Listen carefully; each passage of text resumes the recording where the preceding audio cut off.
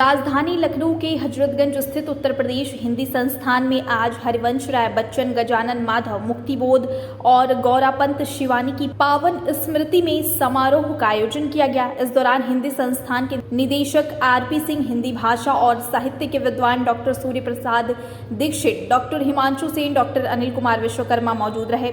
वहीं वक्ताओं ने हरिवंश राय बच्चन, गजानन माधव, मुक्तिबोध, गौरापंत शिवानी को याद करते हुए वक्ताओं ने अपना अपना व्याख्यान दिया। इसके अलावा इस अवसर पर कहानी, कविता और निबंध प्रतियोगिता में चयनित हुए युवा रचनाकारों को पुरस्कृत भी किया गया। इस दौरान साहित्य के विद्वान डॉक्टर सूर्य प्रसाद दीक्षित ने कहा कि हिंदी संस्थान ने यह आयोजन करके एक बड़ा सराहनीय कार्य किया है।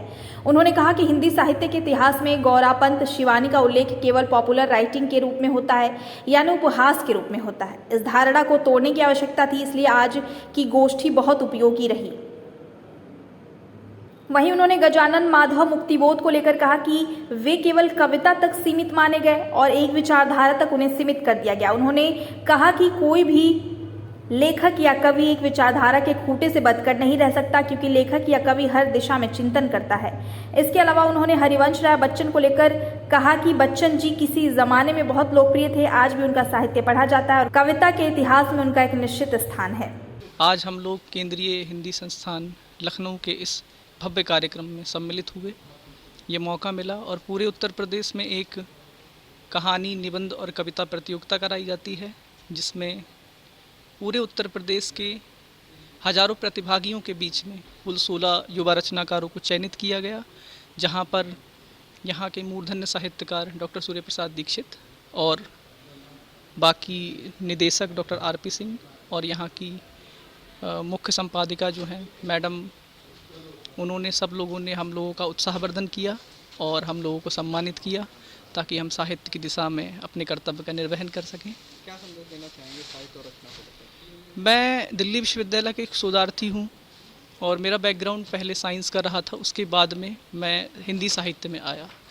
तो साहित्य चूँकि संवेदना का विषय है, साहित्य समाज का दर्पण है, प्रतिबिंब है, जैसा कि सूर्य प्रसाद दीक्षित सर ने कहा, तो एक जो भावुकता और सहृदयता जो हमारे अंदर साहित्य को पढ़ के आती है, वो मनुष्य को मनुष्य बनाती है। जैसे सर ने रोबोट मूवी का एग्जाम्पल दिया कि रोबोट संवेदनशील नहीं होते हैं, रोबोटिक्स से जीवन चल सकता है, लेकिन उसमें यांत्रिकता आती है, उसमें भावुकता तभी आएगी जब आप साहित्य जैसे विषय का अनुशीलन करेंगे, परिशीलन करेंगे, पढ़ना चाहेंगे उसको। तो इस नाते हमारे उच्च विचार हों, उच्च आदर्श हों, हम व्यवस्था और समाज के प्रति संवेदनशील हों, इस नाते हमें साहित्य पढ़ना चाहिए, साहित्य की प्रतियों को अपने घर में संजो कर रखना चाहिए। मैं यही कहना चाहूँगा। इस त्रयी पर संगोष्ठी आयोजित करके एक बड़ा सराहनीय कार्य किया है।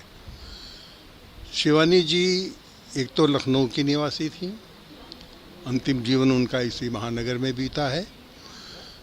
उसके साथ साथ एक समय था जब बहुत लोकप्रिय थी, उनके उपन्यास बहुत चाव से पढ़े जाते थे और सचमुच कथारस देते थे।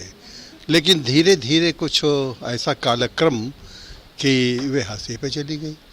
आज हिंदी उपन्यास के इतिहास में उनका उल्लेख हो केवल पॉपुलर राइटिंग के रूप में होता है, यानी उपहास करते हुए। ये माना जाता है कि कुछ बनी बनाई कथा रूढ़ियों के आधार पर उन्होंने मध्य वर्ग के लिए व्यावसायिक लेखन किया है। इस धारणा को तोड़ने की आवश्यकता थी और इसलिए ये गोष्ठी बड़ी उपयोगी रही। दूसरे मुक्तिबोध भी केवल कविता तक ही सीमित माने गए और एक विचारधारा तक सीमित कर दिए गए। वो विचारधारा है साम्यवादी विचारधारा, जिससे संबंधित है हमारा हिंदी का प्रगतिवादी काव्य।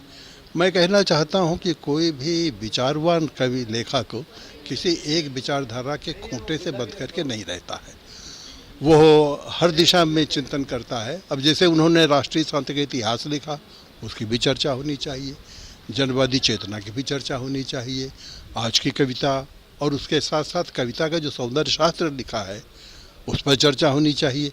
उस दृश्य से ये विचार गोष्ठी बड़ी सार्थक रही।